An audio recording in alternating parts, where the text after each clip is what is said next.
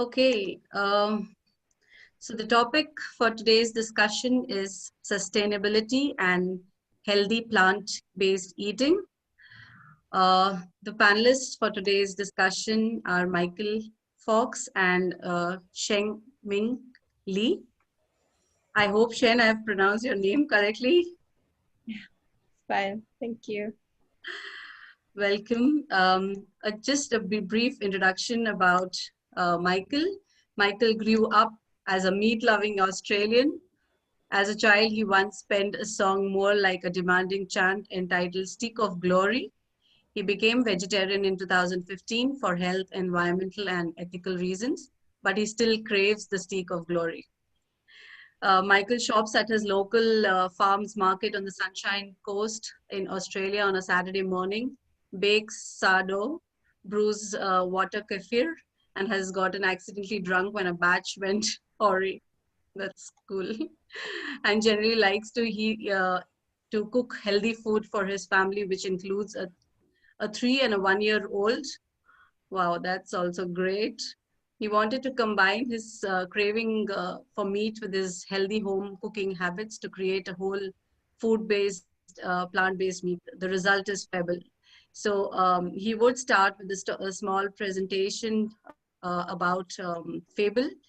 Um, we have Shen Ming Lee. She's from Malaysia. She's an author, advocate, and ecosystem builder passionate about agri-food tech and social impact. She's the author of Hungry for Disruption, How Tech Innovations Will Nourish 10 Billion by 2050, and previously founded 2 social food ventures. Through her work, Shen aims to help build thriving ecosystems that can support a more sustainable, connected, and innovative food system. She's worked to support the agri-food innovation ecosystem through her work at Thought for Food, Grow, and a Food Future company. A lover of all things gastronomy and avocado, Shen grew up in Malaysia and previously lived in Singapore and New York.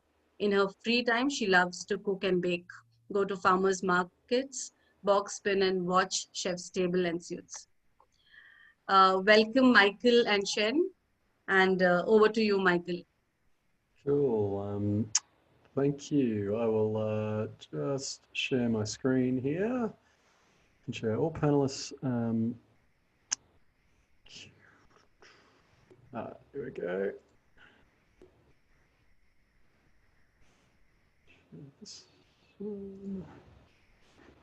Cool. So I'll just share some slides here. You guys can see that okay? Sorry, can you see those slides okay? Yeah. Yep. Maybe cool. you can just make it like a full screen. Yeah. Yep. Cool. So at Fable, we're all about making delicious meaty food from mushrooms. So to share a little bit of our background, as was touched on in the introduction, I've been vegetarian for coming up to 5 years for a mix of ethical, environmental, and health reasons. And I wanted to help people to reduce their meat consumption for all the same reasons that I'm vegetarian. I've been living in Los Angeles for the last for about 4 years and eating all the Impossible and Beyond burgers, and could see that there was a good path. A lot of people want to reduce their meat consumption, but they still love the taste and texture of meat. So if you can give people a product that has the taste and texture of meat, but make it from something other than animals, people will be, people want to reduce their meat consumption. So yeah, we help make it easy by making delicious meaty food from mushrooms. My 2 co-founders, so Jim Fuller is a fine dining chef and mushroom scientist, and Chris McLaughlin co-founded Australia's largest organic mushroom farm. So between Chris and Jim, they know everything there is to know about growing mushrooms, the science behind them, and how to cook them. So they form the technical side of the business. And then, my background is in entrepreneurship, and previously co-founded a fashion technology business, which I ran and built for 10 years. I obviously come to the space as a passionate vegetarian. So together we co-founded Fable, and we Yeah, launched Fable in December last year. So a little bit of data behind, yeah, why meat alternatives. So consumers are getting much more conscious about what they're eating. 1 in 3 Australians and Americans want to reduce their meat consumption, and the stats are similar in a lot of different markets. The primary reason people give for wanting to eat less meat is to improve their health. There's also other issues around sustainability. 14.5% of the global greenhouse gas emissions are caused by animal agriculture. It's more than all of transport combined. And 38.5% of the world's habitable landmass is devoted to animal agriculture, mostly to grow all the crops, which are then fed to factory farmed animals. So there's those reasons as well, but the primary reason, the most common reason people give for wanting to reduce their meat consumption is health reasons. Basically the amount of meat that we eat, particularly in Western markets. In Australia, we eat on average 110 kilograms of meat per person per year, and that's just not good for us. But people love the taste and texture of meat. So while they want to reduce meat, there's a lot of people who still don't want to compromise on taste. In Australia, at least, we're about 12% of the population are either vegan or vegetarian. I know that's higher in countries like India and some other markets, but it hovers around that sort of 10-12% for most Western markets. But there's still around 30 to 40% of consumers who actively want to reduce their meat consumption but still eat meat. Feedback from consumers is that choices for meat alternatives can improve. So there's some good meat alternatives out on the market, but there's feedback that those could improve in terms of taste. There's feedback that some of them are too processed, and feedback around price. So those were kind of the key issues that we looked to solve in launching Fable. And yeah, as I mentioned, we make delicious meaty food from mushrooms. We aim to replicate the taste and texture of slow cooked meats. So there's quite a few products out on the market that replicate burgers and mince.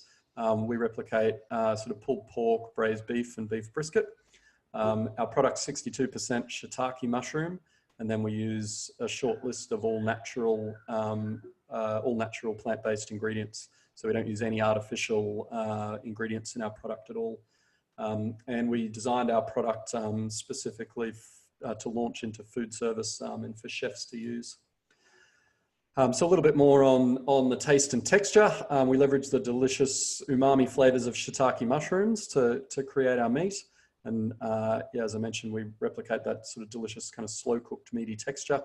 On the health side, as I mentioned, products 62% shiitake mushroom. Shiitake mushrooms have been used in Chinese medicine for thousands of years to treat all sorts of health conditions. They're high in fiber, vitamin B12, iron, vitamin D. And as I mentioned, we use all natural ingredients, nothing artificial, no textured vegetable protein, no modified starches. We're a whole food based, all natural meat alternative. And we launched our product, we developed our product for chefs, and we were thrilled to launch our product in partnership with the 3 Michelin star British chef Heston Blumenthal in his restaurant in the UK, the Fat Duck. So Heston's using our product in all his UK restaurants, and we did our launch event at his Melbourne restaurant, Dinner by Heston. We launched in December last year, initially rolled out into food service, and I need to update this slide, but we're now served at over 100 venues around Australia, as well as Heston's UK restaurants, and we've recently launched into Singapore, and we've had really good feedback from customers in food service. Just some examples of the kind of dishes that venues are making with the product. Everything from burgers, and you can see another one in my background, Mexican food, on pizzas, basically anywhere that you would use a pulled pork, a braised beef, or a beef brisket. We also launched into meal kits. Marley Spoon in Australia are the second largest meal kit company. We launched with them in December. Product's gone really well there. We've launched into retail. So Harris Farms, a premium retailer in Australia. We launched with them in April this year. And then Woolworths are the largest retailer in Australia, and we launched into 600 of their stores in June And then we've just launched 3 ready meals into Woolworths as well 3 weeks ago. And again, really positive and good feedback from consumers cooking with our product at home. We're working on some additional shiitake mushroom-based meat alternatives as well, so a minced beef and a burger patty. And basically our goal is to replicate all the different types of meat that we eat, so as people that we eat. So we've started with those slow-cooked meats, but we want to produce mushroom-based versions of all of the main types of meat, with the goal of helping reduce meat consumption around the world. The animal meat industry is worth about $2 trillion a year, which is about 2.5% of global GDP. And it's a huge, one of the world's biggest industries. And it's our view that that industry will shift. I think in 20 years' time, more than half of the meat eaten by consumers will come from sources other than animals. And that shift will come as alternatives start to, people buy food based on taste and price. So if we can make meat alternatives that taste better than animal meat and offer them at a price lower than animal meat, then we think that there'll be no reason for people to eat meat from animals anymore, and meat alternatives will take over animal meat in the market. So that's a quick background on Fable, and happy to have a chat, Shen. Looking forward to it. Thanks, Michael, for giving us an overview of Fable. Really exciting things there. I think you've covered some of this already in terms of how people's motivations for, going more towards being flexitarians and not eating in so much of meat. So, but I'm curious if you have any other kind of perspectives or insights when it comes to how consumers are seeing meat consumption and some trends that you're seeing in terms of people's approaches to going more meat-free in Australia and the UK, where, Fable is operating. Yeah, so there's definitely more people turning off meat completely. So the vegan vegetarian segment in Australia grew by about 2% of the Australian population turned vegan or vegetarian in the last 12 months. So pretty rapid growth there. And then there's this big kind of burgeoning sort of flexitarian segment. It's kind of called in the space. So those are people who still eat meat, but are actively wanting to reduce their meat consumption. And that's about 32% of the Australian population sort of identify as flexitarian or wanting to reduce their meat consumption. And those stats are similar in most Western markets, and actually even in a lot of Asian markets as well. There's kind of similar trends towards people either cutting out meat completely or wanting to reduce their meat consumption. So our goal is to help make that easier. Yeah, absolutely. And obviously a lot of alternative protein and these meat alternatives is a huge topic and hot topic in food right now. And will continue to be a huge topic in the coming years as we try to also, as consumers are recognizing just how carbon emissions heavy, like our industrial animal agricultural system is, and just the health implications as well of consuming too much meat, right? And so, I'm curious from your perspective, what do you think are some of the shortcomings of the industry right now that you're seeing and that, you aim to address with Fable as well? Yeah, so I think like if you rewind 5 years ago, the meat alternatives that were on the market really didn't taste great, and they were pitched really at kind of the hardcore vegan or vegetarian who definitely doesn't eat meat and will kind of suffer for just to not eat meat. They're willing to eat something that doesn't quite, definitely doesn't taste like meat, but they're very motivated to do that because they're fully vegan or vegetarian. Over the last 5 years, that's changed and better products have been coming out into the market, but there's still a lot of improvement that can be made in terms of taste and texture. I think most products on the market, certainly if you ate most products in the market on their own, you could tell it's not meat. Often cooked in a dish, that's the products are getting to the point now where you can't tell the difference between them and meat. But that's improving rapidly, and our goal is to help continue improving that shift, so making all the plant-based meat alternatives taste more like meat. Second big factor for people buying meat or any food is price. And at the moment, meat alternatives on average are more expensive than their animal meat counterparts. And, that's just a function of scale. So animal meat is actually really expensive to produce. So take a cow, you need to feed a cow 12 kilograms of plants to get 1 kilogram of beef. So it's a pretty expensive way to produce food. When we make our Fable slow braised beef, for example, it's pretty much a 1-to-1 conversion ratio from our mushroom and plant-based ingredients. 1 kilogram of inputs, we get 1 kilogram of meat at the end. So in theory, with scale, we're going to be able to price, our cost base is going to be so much lower than animal meat. We're going to be able to price lower than animal meat. But our industry, our space just needs scale. So at the moment, meat alternatives make up less than 1% of the total meat market. Animal meat makes up more than 99% of it. So animal meat's got the scale, but that's rapidly changing. And I think fast forward 5 or 10 years. I mean, in our segment, so braised beef and beef brisket is actually quite an expensive meat to begin with. So we price our product in Woolworths at the same price as our animal meat equivalent. So we're kind of one of the first examples of where we're actually at price parity with animal meat for our product. And that's gonna start to happen more and more in the category with other meat alternatives as well. And then the primary reason that people want to reduce their meat consumption is health, as I mentioned. And so one of the pieces of pushback that meat alternatives sometimes get is that, to mimic meat, they sometimes use sort of artificial binders and they use textured vegetable protein, which is, it's not that it's an unhealthy product, but it's just a little bit processed. And so some consumers push back on those things. And so, I think meat alternatives over time, and this is core to our value proposition, is making meat alternatives using all natural ingredients, keeping the processing to a minimum, keeping that sort of whole food base in the products. And I think more meat alternatives, will move in that direction over time. And that's certainly a segment of the market that we play in. So I think still a lot of room for meat alternatives to improve. But if you go rewind 5 years and compare where the space was then to where the space is now, it's been a huge shift. And fast forward 5 years from now, that shift, rate of change is only accelerating.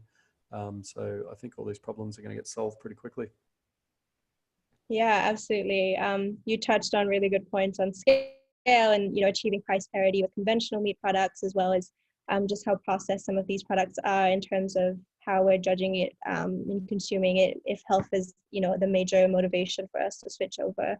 And just now when you're talking about vegetarian products just 5 years ago, it makes me think of, in Asia at least, a lot of these mock meat or tofu derivative products that we're pretty used to, and that's actually steeped in a lot of Buddhist cultures and eating vegetarian for cultural reasons.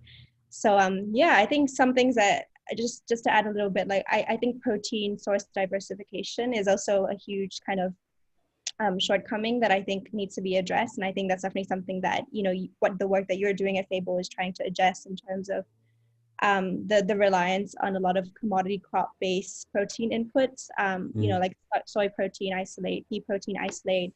And, the reason I think it could become an issue if we become overly reliant on them is we're at risk of kind of repeating the same issues of monocropping of the past, few years, and just dedicating more and more land to producing the same few crops, right? And with limited diversification. And so then we don't really have a resilient food system. And obviously COVID has shown us how important diversification is. And I think there's also a limited range of products in terms of what categories these alternatives are in meat. So, the majority are focused on minces and not as much on whole cuts of meat. So that's obviously something that you're trying to address. And I think that's huge, considering that, I think more than 80% of the value of the meat market is in that segment rather than the mint segment. So I think there's a lot of shortcomings still and more work to be done, but we've definitely come really far. So tell me a little bit more about the magical world of mushrooms and mushroom-based meat, and do you see the potential for this space to really address some of the shortcomings we just talked about? So I think protein diversification is a really good point. And I think for to have a more regenerative agricultural system that is going to be more readily achieved if we're not growing the same, acres and thousands, millions of acres of the same couple of crops like we do today with soybeans, pea, corn, some other sort of really significant crops. It'd be great if we could, and wheat, it'd be great if we could diversify that. And yeah, I think mushrooms are a great way to do that. Another really interesting thing about mushrooms is they're a different a different kingdom. So they're not a plant. They don't use photosynthesis, so they can be grown in conditions where there aren't light. Different species of mushrooms are different, but they often grow on agricultural waste products. So they're great for processing waste in the agricultural system. So they're an awesome crop to add into a regenerative agricultural cycle. So shiitake mushrooms, for example, grow on wood, and our shiitake mushrooms grow on waste out of sort of wood production. So you've got sort of farms growing wood to produce timber, and then they take the sawdust and form those into logs and grow our shiitake mushrooms on that sort of waste wood products. That breaks down the sawdust, turns it into soil, which can then be used as sort of fertilizer to then grow other crops. So it's a really sustainable way of producing food. I think all sorts of different species of mushrooms can be used in different ways in the agricultural system like that. So we use shiitake mushrooms today, but there'll be other types of mushrooms that we can use in the future. And it'd be great to see more people eating mushrooms in all sorts of different forms, whether those are fresh or in meat alternatives like ours. Actually, a question for you, Shen. I'd be interested. I've read your book about the future of food, and I know you've spent time with the Good Food Institute and spent a lot of time looking into and thinking about cellular agriculture, which is obviously another interesting path for replicating meat from animals. So taking a biopsy from an animal and then reproducing those cells to grow meat. I'd be interested in your take on the growth of the cellular agricultural space versus the plant-based space, and how you see those two areas sort of competing or playing out, or it's a very exciting space, and obviously cultured and cell-based is a segment of alternative protein, one of the segments, and it's definitely in its infancy, very nascent space, obviously not reaching commercialization yet. There's only about 40 plus companies in the space, and we are seeing the industry kind of fragment in terms of some companies just focus on the media, let's say, of actually producing the cells, producing the protein, and then you have companies focused on like bioreactor design and scaling up. And so the biggest barriers still are, in the cost of the media, which is kind of the nutrient solution to grow the cells, and then the design of the bioreactors, which don't currently exist for kind of this type of protein production. And so how do you build a scalable production system? And, that involves a lot of bioprocessing kind of engineering capabilities that we're still, kind of developing and tapping. And so the short answer is we're probably not going to see commercialization until probably 8 to 10 years, hopefully. That's kind of the most kind of realistic goal, I think. Some companies are already planning to roll it out in 2 to 5 years, but it's really hard to say, considering we're not really reaching prices that are very price competitive to industrial meat, even though it's the exact same thing. And realistically it should cost the same, if not less, because you're taking the animal and the entire production system out of the equation. But in terms of how that's fitting into this whole trend of plant-based meat, I think in the long run, plant-based meat is the only vegetarian option, right? And so vegans and vegetarians are going to go, a lot of them go meatless for ethical and environmental reasons. I would say the majority. And so they surprisingly would see clean meat, I think, as a serious alternative and gravitate towards it. We even have, very staunch vegan groups like PETA kind of endorsing cultured meat, which is a great sign as it becomes commercial.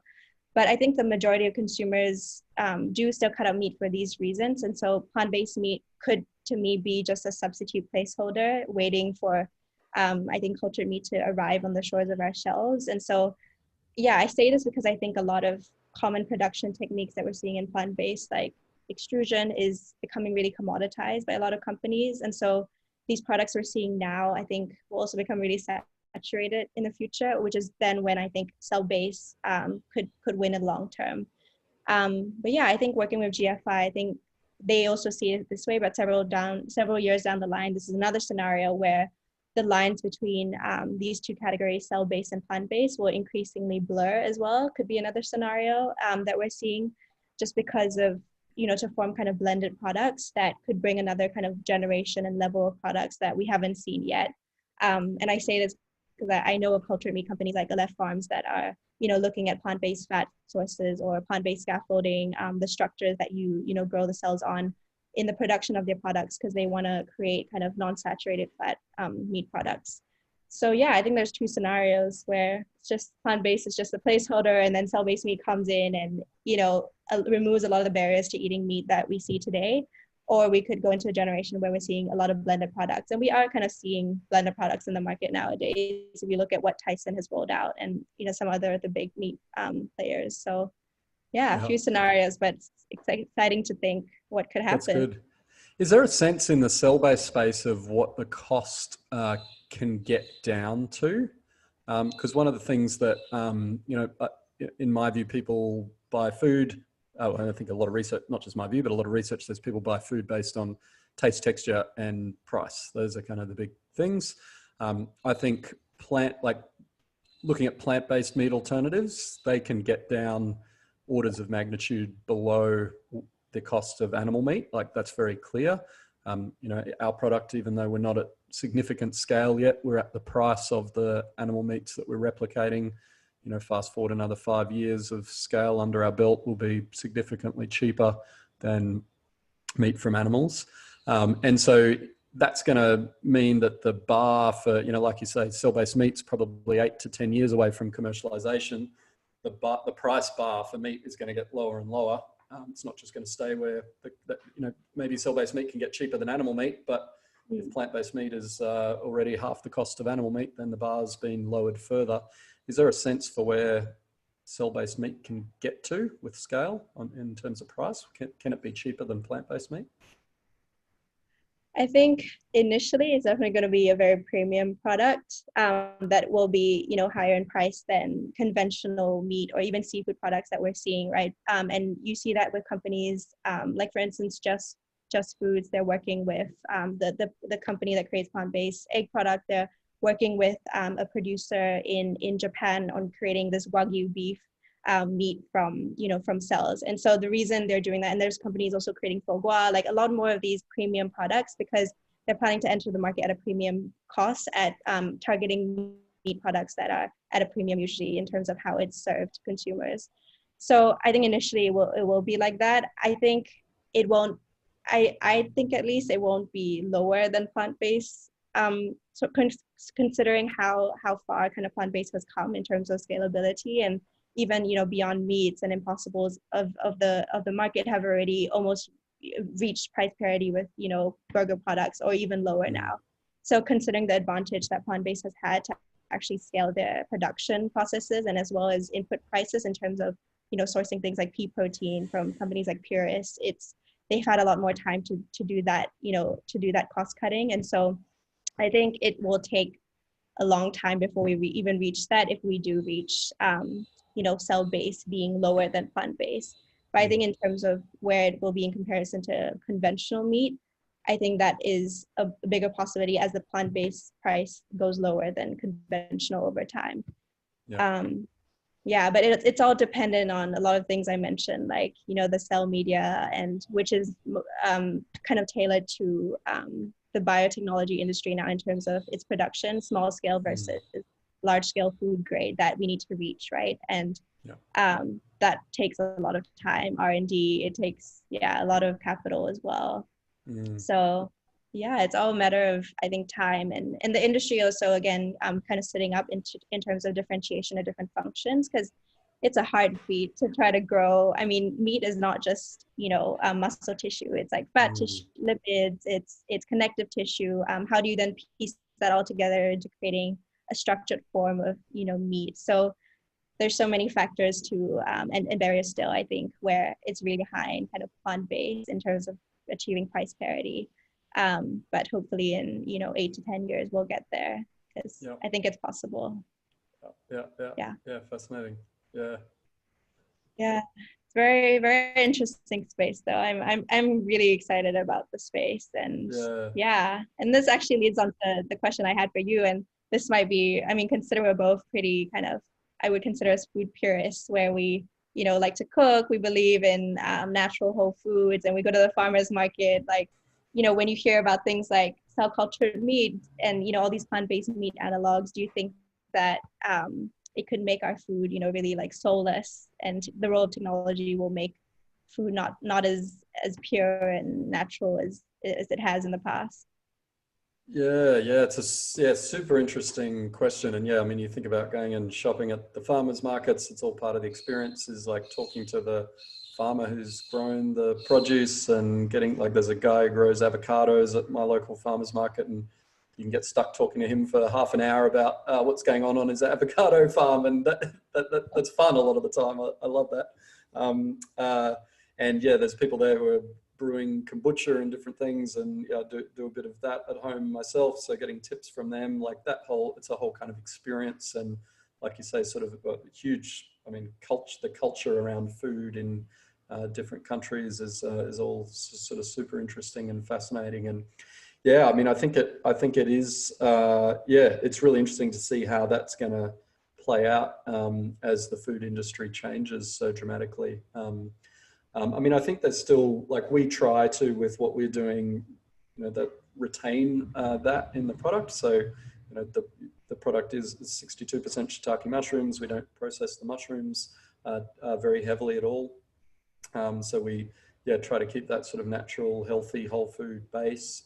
And over time, we'll sort of share stories of the farms that the shiitake mushrooms are grown on, and still try to keep that those sort of almost farmers market elements to the brand and what we're doing, and tell lots of stories about mushrooms and the different things that can happen in that space. So I think that's important. I think that's kind of a key. Food is so integral to our culture that I think it would be great if we can retain that. And there is a risk that some of that gets lost as sort of plant-based and cell-based meat becomes sort of more industrialized. Yeah, and the reason I asked that, and I've been asked this question too, which is that there's often two camps in the space, and it's very polarizing between people who believe in, technology and science. There's the prophets and the wizards, the wizards who believe in science and technology, and the prophets who believe we need to retain, the resources on our earth. We have limited resources. Let's not play with nature. Let's try to regenerate our earth.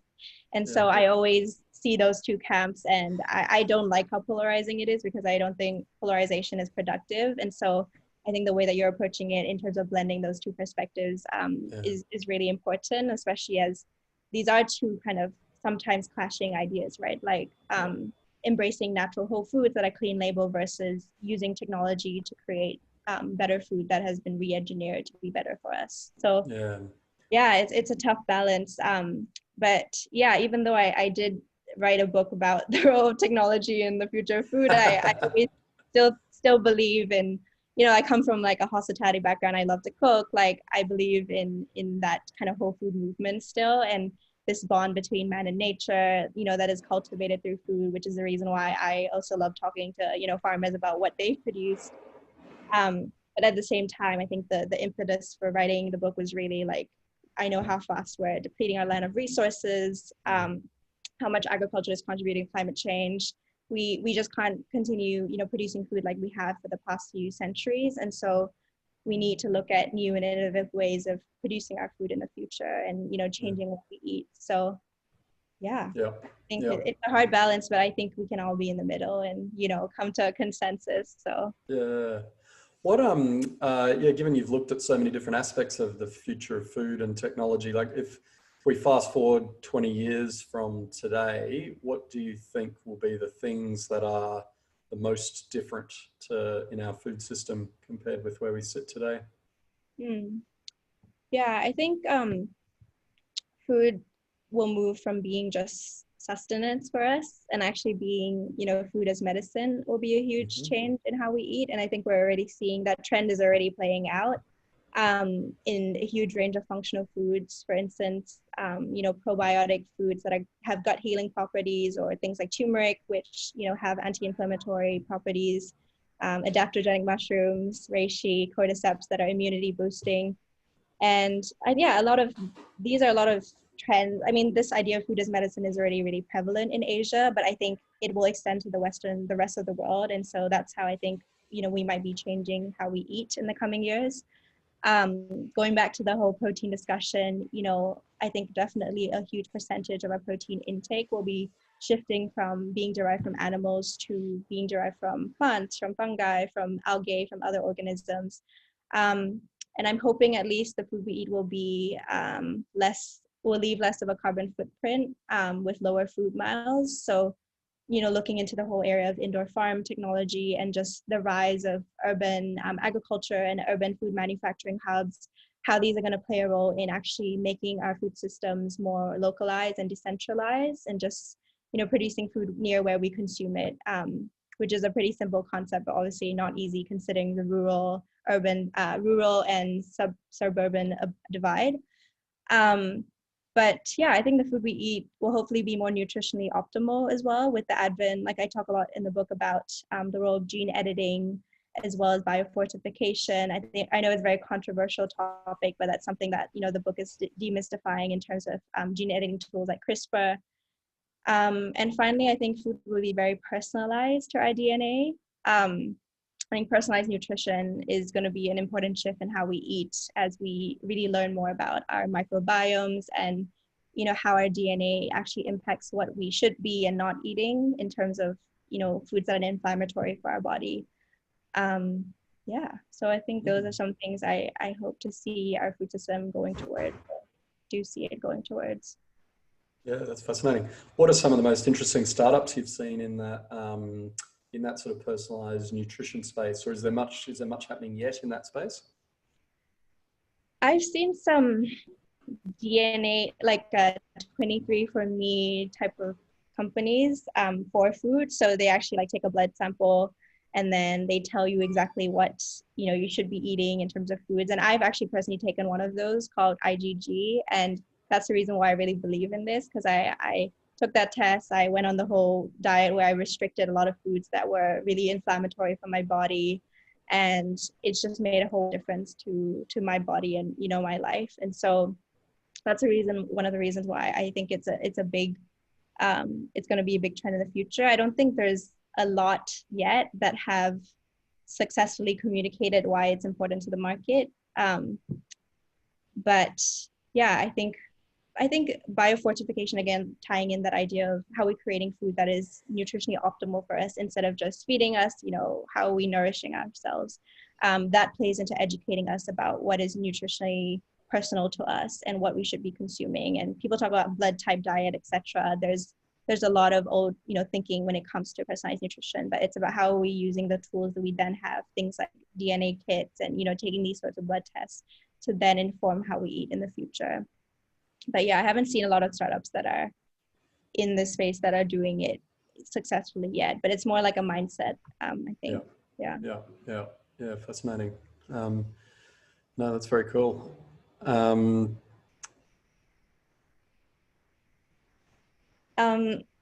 So going back to alternative protein, I'll turn it back to you in terms of the future and say, where do you see the space, I hope to see the space 5 to 10 years from now? Yeah. Well, I think it's interesting looking at taking the analogy of electricity production. So the cost today, there's very few coal plants being built around the world today because the cost of producing electricity from solar and wind is now cheaper than it is producing from coal. And so we're going to see a pretty rapid shift, I think over the next 20 years as more coal plants sort of hit their retirement age and get decommissioned, that electricity production is going to be replaced by solar and wind. And fast forward 20 years, yeah, most of the world's electricity production will come from renewable resources. And that's not necessarily even being driven by people wanting to do good for the world. It's just, it's capitalism, it's cheaper. So people will source the electricity that's cheaper. And I think that analogy is going to play out in the meat industry as well. Yeah, as we kind of touched on before, the cost of producing meat from animals is really expensive. And so as plant-based meat, cell-based meat become cheaper than animal meat and taste as good, or if not better,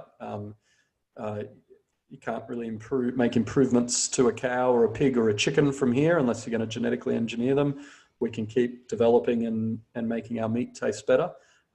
So we're going to get to a point, I mean, it's approaching already, where meat alternatives taste better than meat from animals, and they're cheaper than meat from animals. And so, yeah, looking at a 10 to 20 year time horizon, I think somewhere in that 10 to 20 year window, I think meat alternatives will take over animal meat in terms of being more of the meat market. And yeah, that's a $2 trillion industry. It's 2.5% of global GDP. So yeah, I think sort of 1.5% of global GDP is going to shift from animal meat to plant or cell-based meat, sort of within that kind of 10 to 20 year window. And yeah, it's not going to be vegans and vegetarians driving that for ethical, environmental reasons. It's going to be just people's preferences on taste and price that drive the bulk of that. Yeah, absolutely.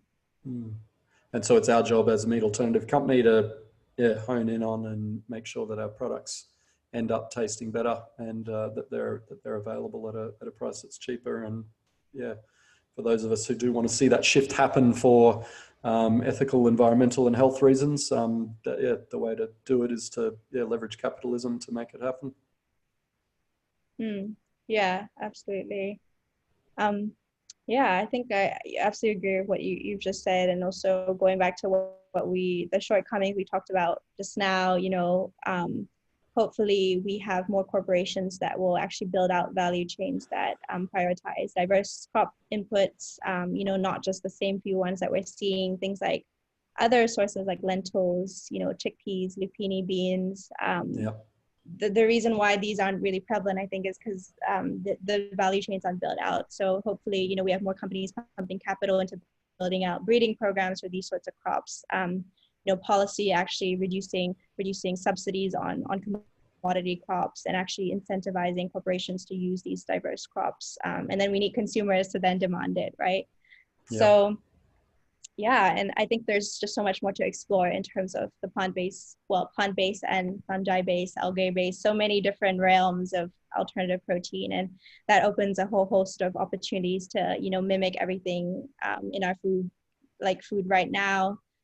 I hope to see more cleaner products like yours as well, that are more minimally processed, and more like culturally relevant products too. Like we always talk about in GFI APEC, we always say it's not just about the burger. We need to create culturally and ethnically relevant products for people in Asia. And Asia is not just one market either. Like if you go into all the countries in Asia, every single market is totally different. And there are companies like Green Monday Group, Omni Pork, Omni Meat that is doing that right now. And we need regulation and the government to also kind of embrace this movement. Yeah. No, I totally agree. Yeah. So exciting things for the future. Definitely. That's all I have now. But if we want to see if there's any questions, Smita. There is no question, but yeah, that was quite a lot of information that you guys shared. Meat is something I mean, I'm a vegetarian, but I'm definitely looking at going vegan. I don't know how long will that take. But so how has been your journey, Michael, from going from meat to where you are now? Yeah, yeah. So I definitely I grew up in Queensland in Australia, and this is kind of one of the beef capitals of the world. I had all my cousins run a beef farm, so always kind of on holidays would go visit the beef farm, and it's just ingrained in the culture here to eat a lot of beef, and so that's how I grew up, not sort of questioning it or thinking about it. And then it was probably about 15 years ago I started to just sort of read a little bit about the and just get a sense of particularly kind of the ethical issues around meat production. And I didn't sort of, I wasn't looking into it heavily, but I probably read a few kind of articles and different things that just sort of got me thinking, like particularly for me, like some of the ethical things around, you know, I grew up with a pet dog, and, you know, pigs are just as intelligent as dogs. You know, we would take our dog to the vet, and, you know, we cried when our dog got old and died. Yet, like pigs are treated horribly in factory farms, and, you know, I'll go by and I used to go and buy a piece of pork at the supermarket and eat it. And so it's just some little ideas like that kind of caught in my head that this just kind of seems a little bit strange, but I didn't spend a lot of time thinking about it. And so it was probably over a period of about 10 years, I was kind of reducing my meat consumption because I'd sort of had a few of these thoughts. Actually, another ethical one is like all fish that we eat die by asphyxiation, like they die by the equivalent of drowning. Like they get taken out of the water and they drown. And, you know, if I got a puppy on this video call and drowned the puppy, like everyone would freak out justifiably. Someone would hopefully call the police and I'd get taken off to jail. Yet every fish that we eat dies by drowning the same way. It just doesn't, like, it's just completely illogical. But it's because we have an emotional connection to dogs as pets. We have an emotional connection to puppies. We don't have an emotional connection with pigs, and even less with fish, because we kind of can't communicate with them. But it's an emotional thing, not a logical thing. So as some of those kind of ethical questions, yeah, prompted me to sort of reduce my meat consumption. So I guess I was in that flexitarian bucket for about 10 years, and I'd probably over that 10-year period reduced my meat consumption by sort of, 2/3 or even 3/4. And then there was a book I read about 5 years ago called Eating Animals by an author, Jonathan Safran Foer. And it's the best laid out case for anything I've ever read. Like, I read that book and turned vegetarian as soon as I finished reading the last page. He outlines some of those thought experiments around the ethics. It's particularly focused on the ethics, but also talks through some of the sustainability issues. And then I went and read more books about sort of health. And there's, pretty incredibly strong academic literature that the healthiest diets for humans to eat either have no meat or animal products in them, or very little in the way of meat or animal products in them. Certainly in Western countries where we eat 110 kilograms of meat per person per year, you know, we didn't evolve as humans eating that much meat. In Australia, bowel cancer is the third largest cancer or killer of people in terms of cancer. And you literally don't get bowel cancer if you are vegan. It's tied to, it's highly correlated with not eating enough fiber. And if you eat 110 kilograms of meat each year, you won't be getting enough calories from plant-based foods. You won't be getting enough fiber, and your risk of bowel cancer is much higher. So yeah, I was reading more about all the health issues around not eating enough meat, and that was covered in those books. And so yeah, just switched to being vegetarian, and then just got more and more passionate about the space. Then I was doing more reading about the sustainability issues. You know, the fact that 38.5% of the world's habitable landmass is devoted to animal agriculture. Like, that's insane, 38.5%. And that's particularly to grow all of the crops to feed factory farmed animals. Most of the meat that's eaten around the world now comes from animals living in factory farms. Those animals in factory farms need to be fed crops that are grown on farms. More than half the world's crops that are grown aren't fed directly to humans. They're fed to animals in factory farms. So if we switch to just, and it's because, like a cow needs to eat 12 kilograms of plants to produce a kilogram of beef. For a pig, it's an 8-to-1 ratio. So if we switched to eating the plants directly, you could reforest like a quarter of the world's habitable landmass. And if you reforested that much of the world's landmass, you could capture a huge amount of the carbon that we've pumped into the atmosphere, and we could actually reverse global warming. So it's, yeah, to me, I just got more and more passionate about all of those sort of concepts, and wanted to help contribute to fixing that problem, and figured that the best way that I could do that would be to help people reduce their meat consumption by producing delicious meat alternatives. And so I kind of went from, probably in the top couple of percent in the world in terms of the amount of meat that I ate, down to eating no meat at all and trying to get everyone else to switch away from eating meat. So that's probably about as big a shift as you can make. Yeah, but it was just as I learnt more that became a really clear thing that I wanted to do. Awesome. The journey from meat to mushroom. yeah, it's been a fun journey. Yeah. Fun Shen, do you? journey. Sorry, what were you? I was just asking if you would like to share something. There are no questions as such. No, I think I have an interesting take to meat consumption, where I grew up in also a very meat loving Asian family, where a lot of our traditional dishes are relying on meat. So I didn't grow up, vegetarian, but when I went to the US, I became vegetarian because of a lot of things